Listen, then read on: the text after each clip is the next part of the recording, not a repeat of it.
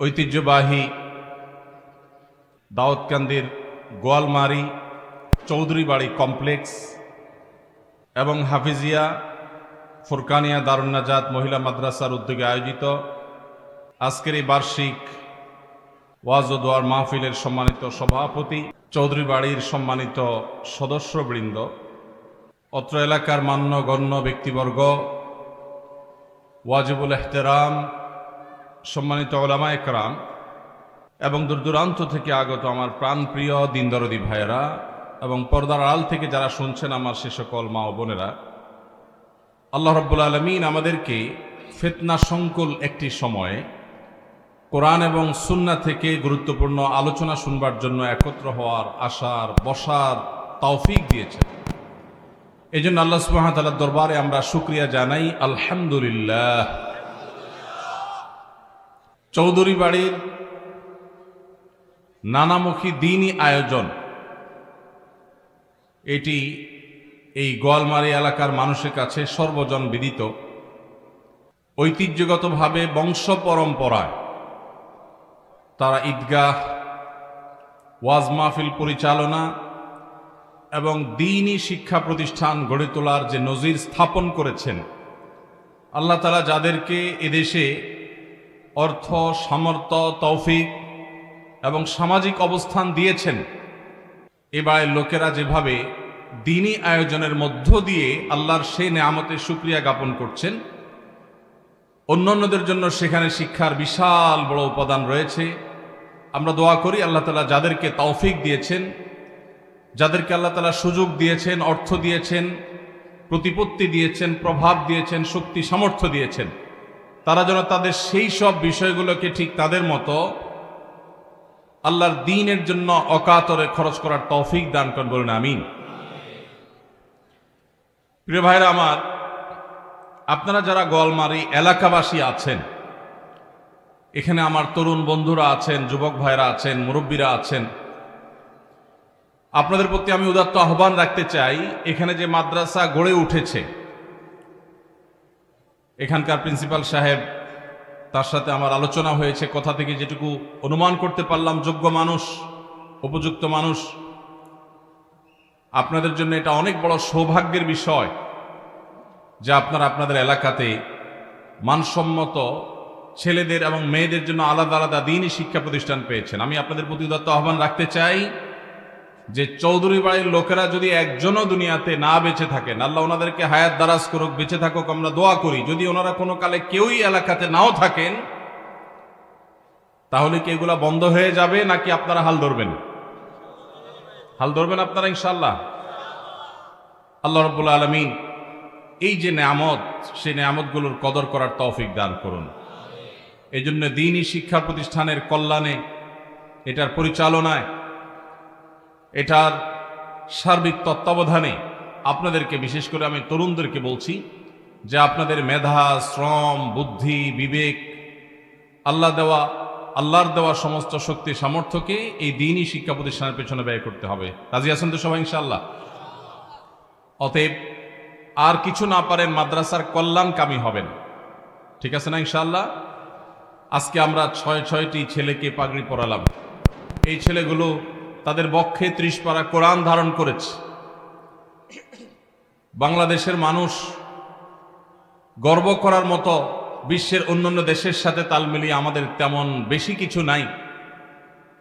একটা জায়গা আছে আমাদের অনেক বড় গর্ব করার, আল্লাহর শুকরিয়া জানাবার, সেটা হলো এই দেশের কোনো প্রকার সরকারি সাহায্য সহযোগিতা ছাড়া আপামর সাধারণ মানুষের স্বতঃস্ফূর্ত দানে চলা হিফজখানাগুলো থেকে বিশ্বের সেই সকল হিফজ প্রতিষ্ঠানগুলোর সাথে কম্পিটিশন করে সব সময় চ্যাম্পিয়ন বা রানার আপ বা ভালো ভালো পুরস্কারের মুকুটগুলো যারা নিয়ে আসছে, বাংলাদেশের গৌরব, বাংলাদেশের মুখকে যারা উজ্জ্বল করছে।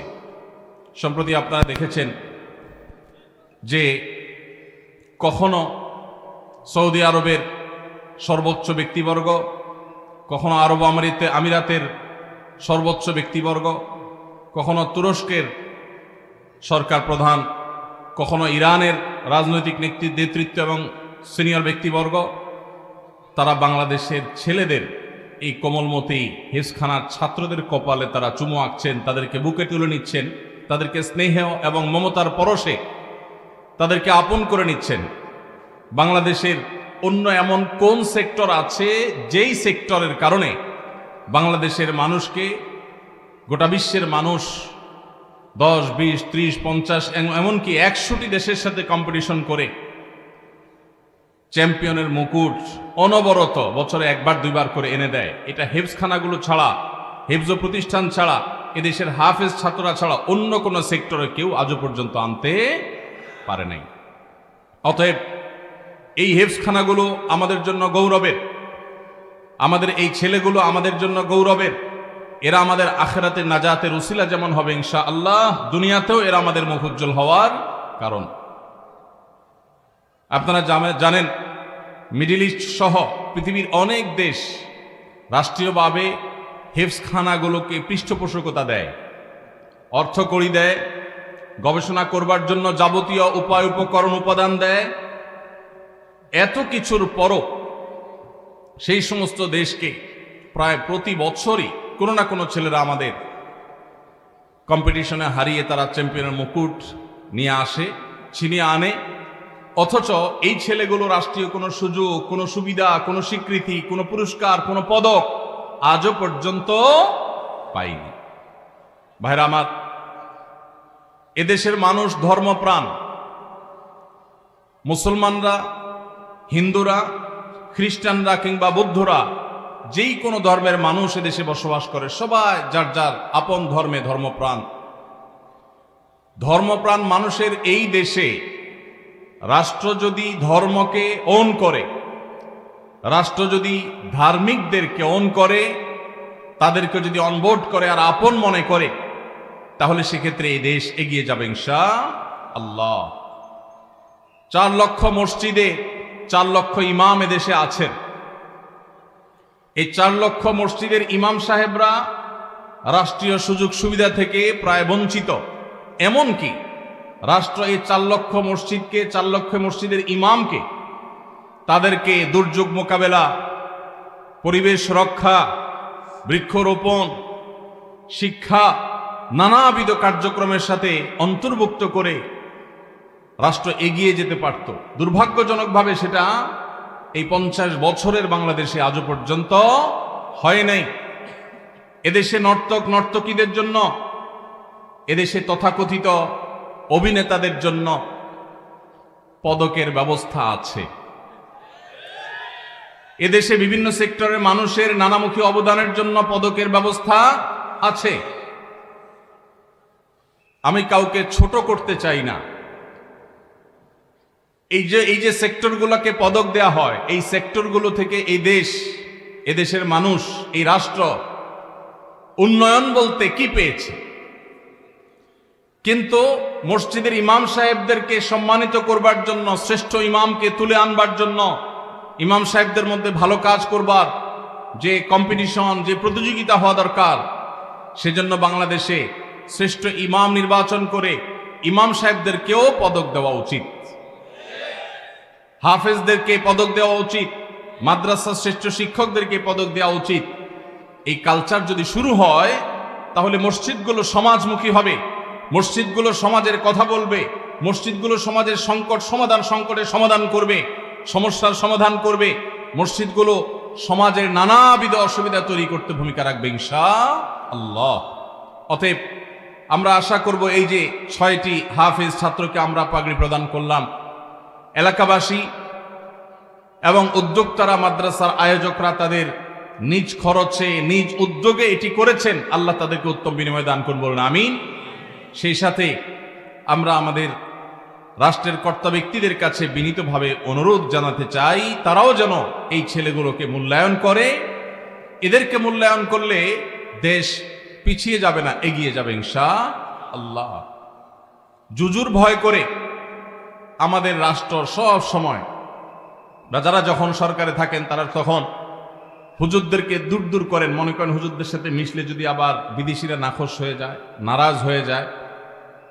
তো এদেশের মানুষের মূল স্রোত যেটা, সেটা ওলামা একরামের স্রোত, দিনদারদের স্রোত। এই যে ওয়াজ মাহফিলের বিপুল সমাবেশ, মানুষের স্বতঃস্ফূর্ত অংশগ্রহণ, কোনো টাকা দিয়ে নয়, কোনো বিরিয়ানি দিয়ে নয়। আপনাদের কি সবাই বিরিয়ানি খাওয়ার জন্য আসছেন এখানে? আপনাদের কি কোনো বিরিয়ানি প্যাকেট দেওয়া হবে? কোনো নগদ টাকা? আপনারা সবাই যার যার খরচে তার তার গরজে এসেছেন। এদেশে ওয়াজ মাহফিল ছাড়া, মসজিদের মিম্বরগুলোতে ছাড়া আর কোনো জনসমাবেশ স্বার্থ ছাড়া মানুষ আসে না।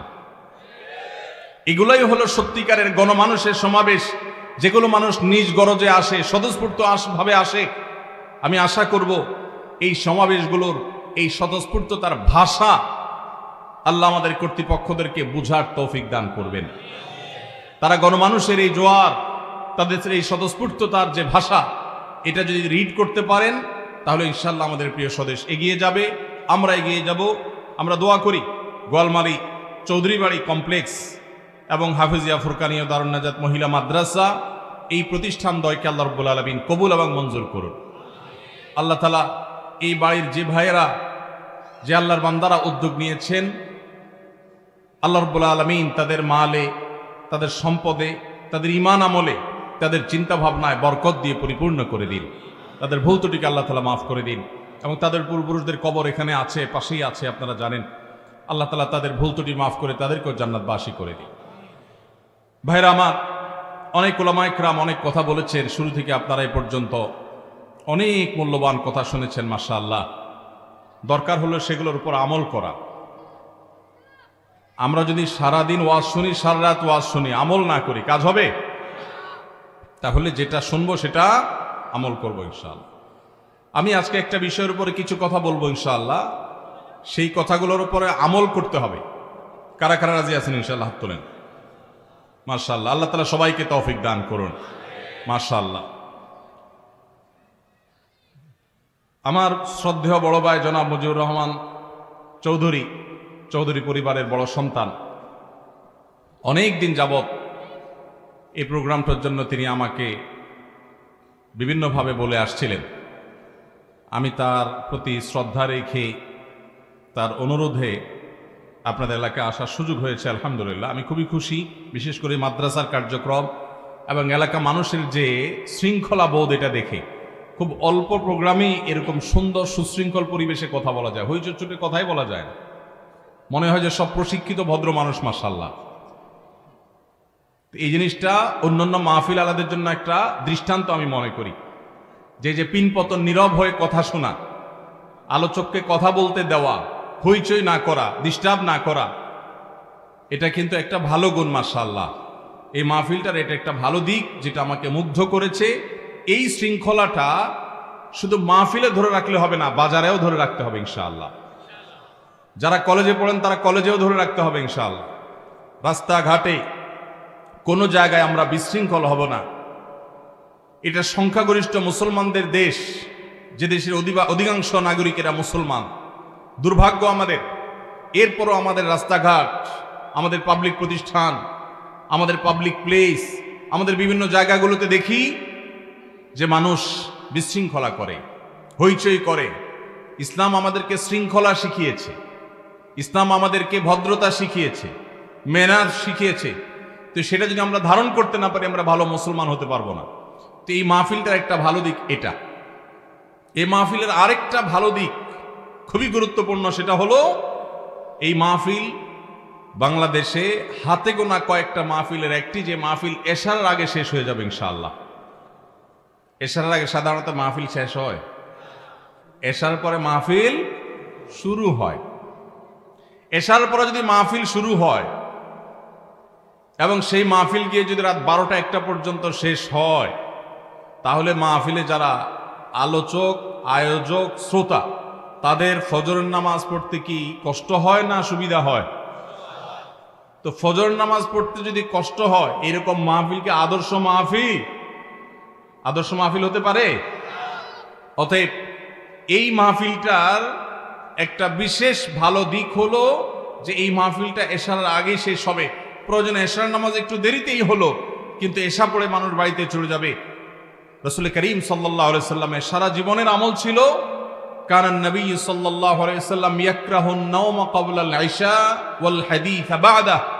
নবীজি এশার আগে ঘুমানো, মাগরিবের পরে এশার আগে এই টাইমে ঘুমানোটা তার কাছে অপছন্দনীয় কাজ ছিল। কারণ অসুখ বিসুখ হলে ভিন্ন কথা, কিন্তু মাগরিবের পরে তিনি ঘুমানোটা পছন্দ করতেন না, মাকরুহ মনে করতেন। আর মাগরিব এশার পরে তিনি কথাবার্তা বলা, আলাপ আলোচনা করা, আড্ডা মারা, এগুলোকে তিনি অপছন্দ করতেন। অথচ আমাদের অনেকের এশার পরে রাত শুরু হয়, আড্ডা শুরু হয়, 12টা 1টার দিকে আমরা বিছানায় যাই। শহর তো শহর, এখন গ্রামেরও এই দশা। দুর্ভাগ্য আমাদের, মুসলমানের সন্তান, মুসলমানের সম্পদ আজ অমুসলমানদের কাছে চলে গেছে। আপনি পৃথিবীর পূর্বে কিংবা পশ্চিমে, উত্তরে কিংবা দক্ষিণে, যেই দেশে যাবেন, যে সমস্ত দেশগুলো জ্ঞান বিজ্ঞানে, শিল্প কলকারখানায়, বিভিন্ন সেক্টরে উন্নতি করেছে, সেই সব দেশের মানুষদের দেখবেন তারা সন্ধ্যার পর পর রাতে তাড়াতাড়ি ঘুমিয়ে পড়ে, আবার ভোরে উঠে কাজ শুরু করে। আর আমরা যারা মুসলমান, আমাদের নবীজি যে শিক্ষা আমাদেরকে দিয়ে গেছেন সেটা তারা ধারণ করছে, অথচ আমরা উল্টাটা করছি। রাতে দেরিতে ঘুমাই, আবার সকালে দেরিতে উঠি। এই বদভ্যাস ছাড়া যাবে তো ইনশাআল্লাহ? এই মাহফিল আপনাদেরকে একটা সুস্পষ্ট বার্তা দিচ্ছে। আমি আমার বড় ভাইকে রিকোয়েস্ট করেছিলাম যে আমি এশার আগে আলোচনা শেষ করব। সাধারণত আয়োজকরা কথা শুনতে চায় না, মানতে চায় না। আলহামদুলিল্লাহ তিনি খুব সুন্দরভাবে এটাকে গ্রহণ করেছেন। আলহামদুলিল্লাহ, এই যে এশার মাগরিবের পরেও তো মানুষের কোনো অভাব নেই, তাহলে আমরা রাত 12টা 1টা পর্যন্ত যদি মাহফিল করি, অনেক সময় দেখা যাবে পরীক্ষার্থীদের পরীক্ষা আছে, স্কুলগামী বাচ্চাদের পড়ালেখা আছে, অন্য ধর্মাবলম্বী ভাই বোনদের কষ্ট হয়। মাহফিলের মাইকের আওয়াজে যদি অন্য মানুষদের কষ্ট হয়, ডিস্টার্ব হয়, এটা কি দ্বীনের প্রচার হয় না বদনাম হয়? কি বলেন, দ্বীনের প্রচার হয় না দুর্নাম হয়? ভাইরা আমার, এই জন্য মাহফিল হতে হবে আদর্শ মাহফিল। যে মাহফিলে সুন্নার চর্চা নাই, সেই মাহফিল থেকে হেদায়েত আশা করা যায় না। আপনারা যারা বিভিন্ন মাহফিলের সাথে ইনভলভ আছেন, বিভিন্ন মাহফিল আয়োজনের সাথে সম্পৃক্ত আছেন, আমি বিনীতভাবে অনুরোধ করতে চাই, গভীর রাত পর্যন্ত মাহফিলের এই সংস্কৃতি আমাদের বন্ধ করতে হবে। এটা কোনো সুন্নাহ সম্মত সংস্কৃতি হতে পারে না। এবং মাহফিলের মাইক দূর দূরান্ত পর্যন্ত যদি লাগানো হয়, গভীর রাত পর্যন্ত যদি বাজানো হয়, তাহলে সেক্ষেত্রে অনেক মানুষ আছেন হার্টের রোগী, তাদের অনেক কষ্ট হয়। অসুস্থ মানুষ বিকট আওয়াজ তারা সহ্য করতে পারেন না, তাদের কষ্ট হয়। শহরে বিশেষ করে ঢাকা, চট্টগ্রাম, বড় বড় শহরগুলোতে বিশেষ করে গভীর রাত পর্যন্ত হাই ভলিউম দিয়ে মাইক বাজিয়ে ওয়াজ মাহফিল করা, এটা কোনো কোনো ক্ষেত্রে দ্বীনের প্রচারের চাইতে বদনাম বেশি হচ্ছে, দ্বীনের লাভের চাইতে ক্ষতি বেশি হচ্ছে। ধর্মীয় কাজ, এজন্য মানুষ ভয়ে কিছু বলতে পারে না, কিন্তু মনে মনে বীতশ্রদ্ধ হয়। আপনি মানুষকে দ্বীনের প্রতি আহ্বান করছেন না, দ্বীন থেকে আরো দূরে ঠেলে দিচ্ছেন। এই জন্য মাহফিল আয়োজনের ক্ষেত্রে আমাদেরকে দায়িত্বশীলতার পরিচয় দিতে হবে। আল্লাহ আমাদেরকে তৌফিক দান করুন। কিন্তু এই মাহফিলের দুইটা সমালোচনার দিক আছে, আমি কি সেটা বলতে পারি? না শুধু পাম্পটি দেব? শুধু পাম্পটি দিলে হবে? সম আলোচনা থাকতে হবে, ভালো মন্দ দুইটারই আলোচনা থাকতে হবে, তাহলে সামনে আপনারা সেটা সংশোধন করতে পারবেন। এই দুইটার মধ্যে 1 নম্বর হলো, বক্তাকে অনেক দূর থেকে রিসিভ করে সামনে 50টা মোটরসাইকেল বাঁশি বাজাইতে বাজাইতে, হুঁচিল দিতে দিতে, রাস্তাঘাট বন্ধ করতে করতে আসা, এটা আমার খুব অপছন্দনীয় একটা কাজ। এই কাজটা আজকে আপনারা করছেন, কি আপনারা নাখোশ হইতেছেন? যাতে ভবিষ্যতে এটা না করেন সেজন্য বলতেছি, না হলে নাও বলতে পারতাম। আর এটা চৌধুরী সাহেবদের পার্সোনালি বলতে পারতাম, কিন্তু এটা চৌধুরী সাহেবদের কাজ না, তো এটা কাজ আপনাদের, এই জন্য আপনাদের বলা। আমাদের যুবক ভাইরা আপনারা অতি উৎসাহী, ভাইরাল হুজুরের সাথে একটু ছবি তুললাম, তাহলে এটা কি আল্লাহর জন্য হলো না দুনিয়ার ধান্দা হলো? এটাতে কি সওয়াব আশা করা যায় না গুনাহ আশা করা যায়? দুনিয়ার ধান্দা যদি এই কাজ করেন, রাস্তাঘাটে মানুষের চলাচল বন্ধ করে দেন, এটা কখনো ভালো কাজ হতে পারে না। কয়দিন আগে কসবা এক প্রোগ্রামে এরকম অনেকগুলো মোটরসাইকেল সামনে, তো আমি আমার ড্রাইভার সাহেবকে বললাম খুব কৌশলে এদেরকে অ্যাভয়েড করে পাশ কেটে চলে যাও। পরে আমার ড্রাইভার সাহেব খুবই সচেতনভাবে, খুবই সচেতনতার সাথে কৌশলে তিনি তাদের পাশ কেটে চলে গেছেন। তারা পিছনে নাড়া তাকবীর দিচ্ছে তো দিচ্ছেই, আমরা চলে গেছি বহুত আগে। তো এইখানে চৌধুরী সাহেবের সম্মানার্থে ওই কাজ আমি করি নাই। কিন্তু আপনারা যুবক ভাইয়েরা বিভিন্ন মাহফিলে এইভাবে এই যে ওলামা একরামকে আপনারা কডন দিয়ে নিয়ে যান, এটা আলেমদেরকে মহব্বত করেই হয়তো অনেকে করেন, অনেকে হয়তো দ্বীনের জন্য বা আলেমদের প্রতি ভালোবাসা থেকেই করেন, কিন্তু এটাতে মানুষের স্বাভাবিক চলাচল ব্যাঘাত হয় না? হয় না? এই স্বাভাবিক চলাচল যদি ব্যাঘাত হয় তাহলে সেক্ষেত্রে সেটা কখনো ভালো কাজ হতে পারে না। আমরা অনেকে এগুলো করি, দ্বীনি কাজ, ধর্মের কাজ, ইসলামের কাজ। মানুষ হয়তো আপনাকে কিছু বলছে না, একজনের তাড়াতাড়ি যাওয়া দরকার, একটা অ্যাম্বুলেন্স হয়তো রুগী আছে, আপনি আপনার মেহমানরে স্বাগতম জানাবেন, আপনার ঘরে আয়না ভালো করে স্বাগতম জানান, কিন্তু পাবলিক প্লেসে মানুষের রাস্তা চলাচল বন্ধ করে আপনি স্বাগতম জানালে এটা কখনো গ্রহণযোগ্য হতে পারে না। কিন্তু মাহফিলগুলোতে কিছু যুবক ছেলেফেলেরা আছে, তারা নাচর বান্দা, না না আমরা হুজুরে আনবই আনবো, হুজুরে আনবই আনবো। এই যে হুজুরের প্রতি অতিভক্তি, এই অতিভক্তি কখনো ভালো হতে। এক এলাকায় একজন পীর সাহেব ছিলেন। এই পীর সাহেব তার নদীর দুই পাশে মুরিদ ছিল, উত্তর পাড়ে দক্ষিণ পাড়ে, দোনো পাড়ে মুরিদ ছিল। উত্তর পাড়ায় মুরিদ এবং দক্ষিণ পাড়ায় মুরিদ, তারা পীর সাহেবের জীবদ্দশায় বিতর্কে লিপ্ত হলো যে পীর সাহেব হুজুর মারা গেলে কবরটা কি তোমাদের এখানে হবে নাকি আমাদের এখানে হবে, এটা নিয়ে গন্ডগোল দেখা দিল। উত্তর পাড়ার লোকেরা বলছে অবশ্যই উত্তর পাড়ে হইতে হবে, দক্ষিণ পাড়ার লোকেরা বলছে অসম্ভব, এখানেই হইতে হবে কবর। এটা নিয়ে যখন গন্ডগোল দেখা দিছে, তখন এবার উত্তর পাড়ার লোকেরা তারা দেখলো যে আমরা তো একটু দুর্বল, হুজুর মরলে কবরটা তো আমরা পাবো না, এখানে বরকত তো পাবো না।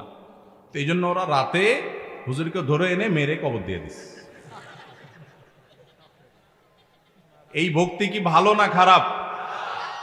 তো এখন হুজুরের ভক্তি করতে গিয়ে যদি আপনি মানুষের ক্ষতি করেন, রাস্তাঘাটে চলাচলে ব্যাঘাত সৃষ্টি করেন, আপনারা তো অল্প একটু দিছেন, কক্সবাজার দিয়ে গেলে দেখা যায় 10 কিলোমিটার 20 কিলোমিটার থেকে 200 মোটরসাইকেল নিয়ে করতেছে। রাজনৈতিক নেতাদের এগুলোর দরকার হয়, আলহামদুলিল্লাহ আলেমদের এগুলোর প্রয়োজন। আলেমদেরকে মানুষ দিলের গভীর থেকে ভালোবাসে, ভয়ের চোটে ভালো। এদেশে সালাম বেশি প্রায় 2 শ্রেণীর মানুষ, হুজুররা পায় আর রাজনৈতিক নেতারা পায়। রাজনৈতিক নেতাদেরকে অনেক ক্ষেত্রে সালাম দেয় ভয়ে, আর হুজুরদেরকে সালাম দেয় হলো শ্রদ্ধা এবং ভালোবাসা। অতএব ওলামা একরামের শ্রদ্ধা এবং ভালোবাসা, এই সমস্ত লোক দেখানো কাজ করার দরকার নাই। আমরা অন্তঃস্থল থেকে তাদেরকে গভীরভাবে ভালোবাসা দেবো ইনশাআল্লাহ। দ্বিতীয় যে জিনিসটি খারাপ লেগেছে সেটা হলো, আমি কাছাকাছি আসার সময় আমি খেয়াল করলাম কোন একজন আলোচক আলোচনা করছে, সে আলোচকের আলোচনা বন্ধ করে দিয়ে তাকবীর শুরু করে দিছে। আলেম কোরআন এবং হাদিস থেকে যখন কথা বলবেন, কোরআন হাদিসের কথার চাইতে কি আরেক আলেমকে অভ্যর্থনা জানাটা বেশি গুরুত্বপূর্ণ হতে পারে? কোন আলেমের গুণগান কি আল্লাহর গুণগানের চাইতে বড় হতে পারে? তাহলে আল্লাহর গুণগান চলছে, সেটা বন্ধ করে যদি আলেমের গুণগান করেন, আলেমকে তাকবীর দেন, সে আলেম যদি আমি নিজেও হই, যতই পাম্পুটে দেন আমি খুশি হব না। বুঝে আসছে? আজান যেহেতু হচ্ছে, আমরা একটু আজানের জবাব দেই। আজানের জবাব দেওয়া জানা আছে তো? মুয়াজ্জিন যা যা বলে সাথে সাথে বলতে হবে। এই যে আজানটা কাছাকাছি এখান থেকে শোনা যাচ্ছে, আল্লাহু আকবার আল্লাহু আকবার আল্লাহু আকবার আল্লাহু আকবার।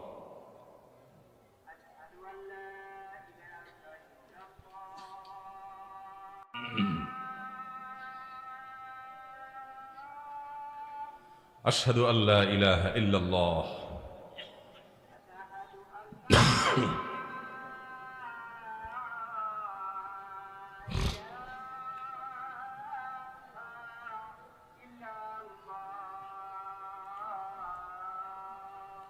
আশহাদু আল্লা ইলাহা ইল্লাল্লাহ।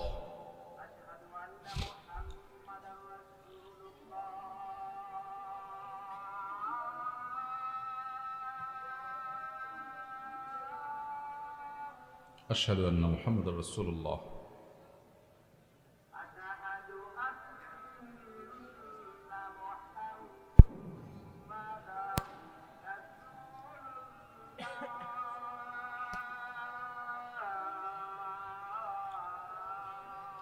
আশহাদু আন্না মুহাম্মাদুর রাসূলুল্লাহ।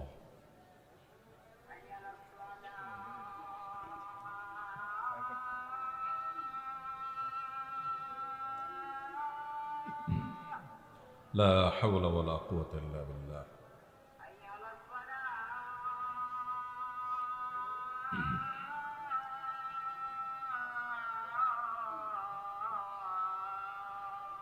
لا حول ولا قوة إلا بالله.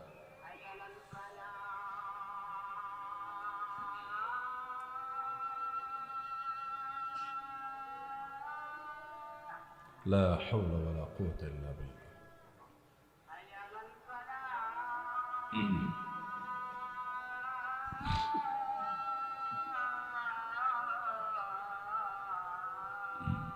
لا حول ولا قوة إلا بالله.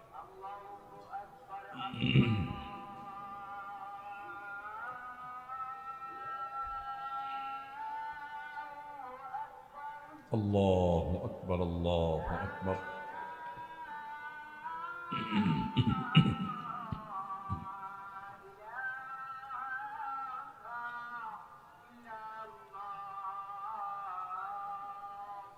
لا إله إلا الله.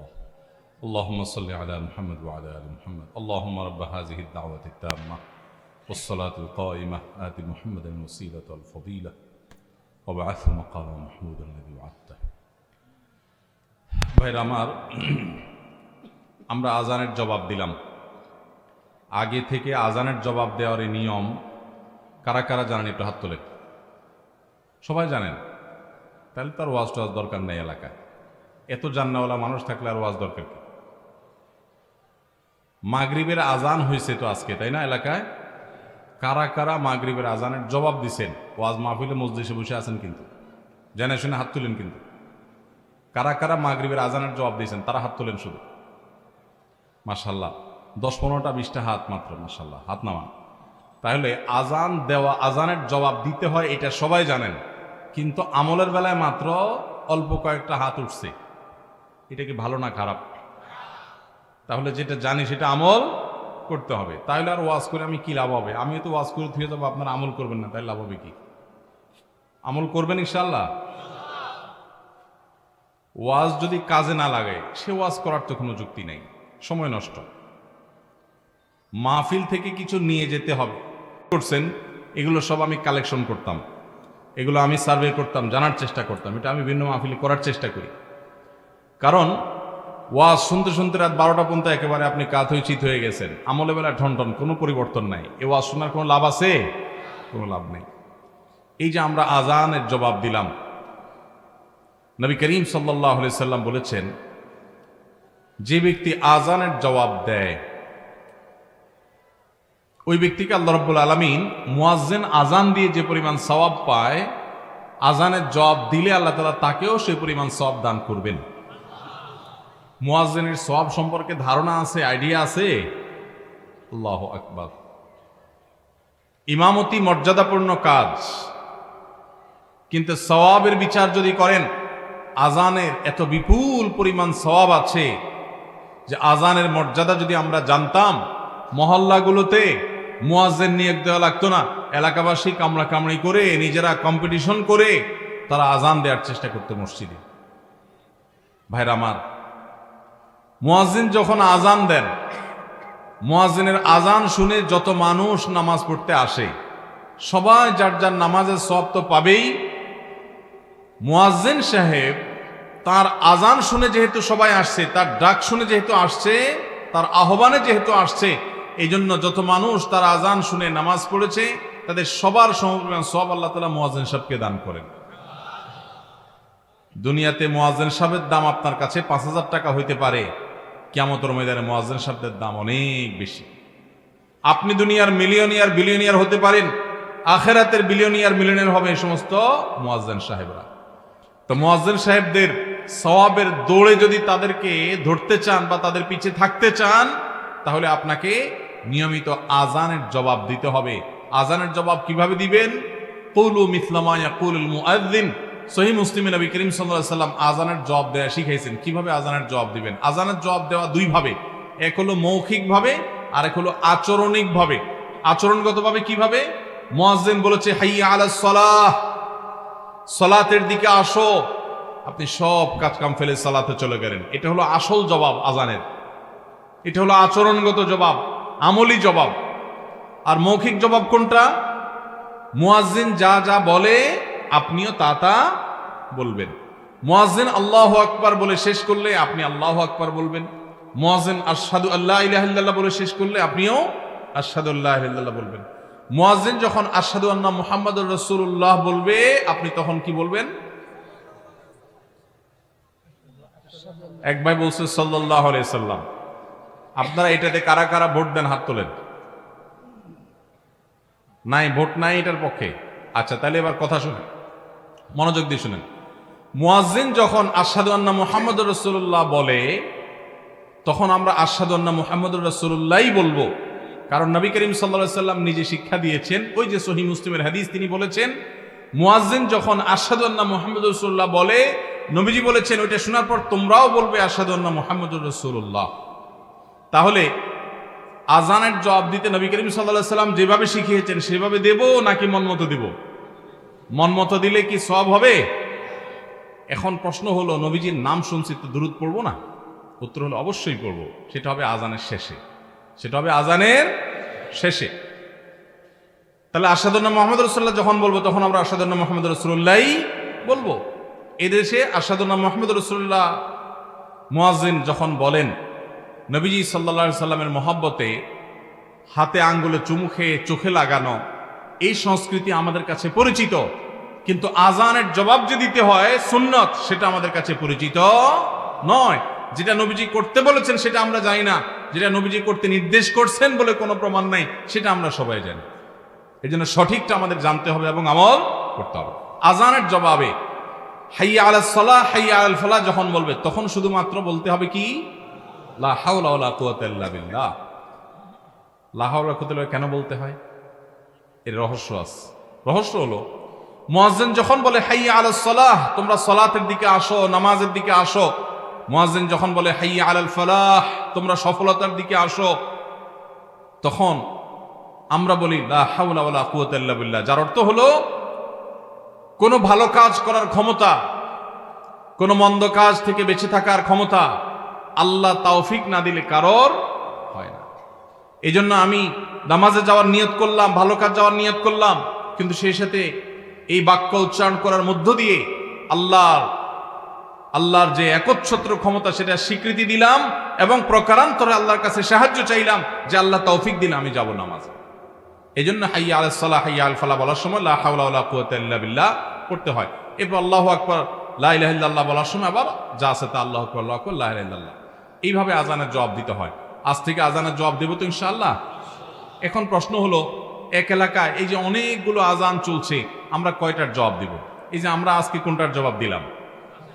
সবচেয়ে কাছের যেটা আমি শুনতে পাইলাম, সবচেয়ে নিকটবর্তী যেটা আমি শুনতে পাইলাম, এটা দিলাম। এখন এটা দিয়ে শেষ করার পর যদি আরেকটা শুরু হয়, যদি সময় থাকে, সুযোগ থাকে, ওইটারও জবাব দিলেন। আর সুযোগ না থাকলে নাই, আপনার এলাকারটা কাছেরটা আপনি জবাব দিলেন। আজ থেকে আমলটা করবেন তো ইনশাআল্লাহ? কারা কারা সত্যি করার নিয়ত করছেন হাত তোলেন। আল্লাহ আপনি সব হাতগুলোকে কবুল মঞ্জুর করেন। আল্লাহ আমারে ভাইদেরকে আমল করার তৌফিক দান করেন, মরণ পর্যন্ত আজানের জবাব দেওয়ার তৌফিক দান করেন। শুধু মুখের জবাব নয়, শারীরিক জবাব, মসজিদে উপস্থিত হয়ে জবাব দেওয়ার তৌফিক দান করেন। মাশাআল্লাহ, এই একটা আমল যদি আজকে জীবনের তরে সাথে নিয়ে যেতে পারেন ভাই, বাস মাহফিল সাকসেস, এই আয়োজন সাকসেস। আমার ভাইদের এই প্রচেষ্টা, ঢাকা চিটাং থেকে ওনারা আসছেন এলাকাবাসী আপনাদের কল্যাণে। এই মাহফিল থেকে আপনারা চাঁদা তুলি কি ওনাদেরকে দিবেন? টাকা পয়সা কোনো খাওয়াবেন দাওয়াবেন? কোনো কিছুই না। তাহলে এলাকাবাসীর কল্যাণে তারা ঈদগাহ, মসজিদ, মাদ্রাসা, মাহফিল, অন্যান্য আয়োজনগুলো করছেন। আমরা যদি সেগুলো থেকে কিছু গ্রহণ করি তাহলে তাদের আয়োজন সার্থক হবে। আর যদি শুধু কানসুক করে চলে যান, যা বলেন ওয়াজ একটা শুনছি আছে, উল্টে ফেলাইছে একেবারে ওয়াজ করে, কি শুনছেন তার কোনো খবর নেই। আর এজন্য আইল ঠেলা যদি বন্ধ না হয়, এ ওয়াজ শুনে লাভ আছে কোনো? যে ওয়াজের পরে আপনার আগের জীবন আর পরের জীবনে কোনো পার্থক্য হয় নাই, সে ওয়াজ না। সে ওয়াজ শুনে লাভ নাই, সে ওয়াজ করেও লাভ নাই। যে ওয়াজ আপনার ওয়াজের আগের জীবন আর পরের জীবনের ভিতরে পরিবর্তন করে নাই, আজকে মাহফিল থেকে যাওয়ার পরে আপনার ভিতরে যদি কোনো ভাবলেশ না আসে, কোনো পরিবর্তন না আসে, কোনো চেঞ্জ না হয়, তো মনে রাখবেন আপনার এই ওয়াজ শুনে কোনো ফায়দা হবে না। চেঞ্জ করার নিয়ত করেছেন তো ইনশাআল্লাহ? ভাইরা আমার, এই যে দূর দূরান্ত পর্যন্ত মাইক লাগানো, রাস্তায় আলেমদের সামনে গাড়ির বহন নিয়ে, বাইকের বহন নিয়ে আসা, এগুলোর বিরুদ্ধে আমি বললাম। যুবক ভাইরা, এগুলোর মধ্যে আপনাদের জন্য বার্তা আছে। 2-4 জন বন্ধু বান্ধব একসাথে হলেই শুনলে একটু ভাব আসে, আসেনি? 5-6 জন বন্ধু বান্ধব নিয়ে যখন মার্কেটে যান, বাজারে যান, রাস্তা দিয়ে চলাফেরা করেন, কলেজ থেকে আসেন, তখন শুনলে একটা ভাব আসে। এই ভাবের চোটে তখন ধরাকে সরা মনে করে অনেকে। চুন থেকে নুন খসলেই এই বেটা এদিকে আয়, আছে না নাই? মাস্তানি করে ছোট লোকে, বিনয়ী হয় বড় লোকে। টাকা পয়সা দিয়ে মানুষ বড় লোক হয় না, বড় লোক হয় আচার আচরণের কাজ কাম দিয়ে। আপনি কি বড় ঘরের মানুষ নাকি ছোট লোক, এটা আপনার আচরণ দ্বারা প্রমাণ হবে। আপনি যদি মাস্তানি মাতবরি করেন, মনে রাখবেন পৃথিবীতে কুকুরের চাইতে বড় মাস্তান কম আছে। কুকুর দেখবেন আপনার মতো 2-4 জন বন্ধু লাগে না, একা একাই হুদাই চিল্লায় দেখবে, ঠিক না ভাই? ঠিক। আপনার ঠেলার চোটে রিক্সাওয়ালা টিকতে পারে না, গরিব মানুষ টিকতে পারেন না, অসহায় মানুষ টিকতে পারেন না। গায়ের জোরে একটু দুর্বল হয়েছে বেচারা, চুন থেকে নুন খসছে, ডেকে এনে চাপ থাপ্পড় দিয়ে বসেন, ঘুষি দিয়া বসেন, গালি দিয়া বসেন। কিয়ামতের ময়দানে এই লোক, আল্লাহর শপথ করে বলি, এই লোক হাজির হয়ে যাবে এবং আপনার এই অপব্যবহার, আপনার এই দুরাচরণের জবাব সেদিন দিতে হবে, বিচার সেদিন হবে। আল্লাহ তাআলা বলেছেন, ওমান ইয়ামাল মিসকালা যাররাতিন শাররান ইয়ারাহ, যারা পরিমাণ খারাপ কাজ করবেন মুখোমুখি হইতে হবে তার পরিণামে। এজন্য মাহফিল থেকে শিক্ষা নিয়ে যাব যে কোনোদিন কাউকে কষ্ট দেব না ইনশাআল্লাহ, কারোর কষ্টের কারণ হব না ইনশাআল্লাহ, কোনোদিন কারোর কষ্ট দেব না। পারলে উপকার করব, না পারলে চুপ থাকবো। শরীরে ভাব আসলে নিজের মনকে বলবো, এ ভাব দূর হইতে সময় লাগবে না, দূর হইতে সময় লাগবে। এজন্য বিনয়ী হয়ে চলবো তো ইনশাআল্লাহ।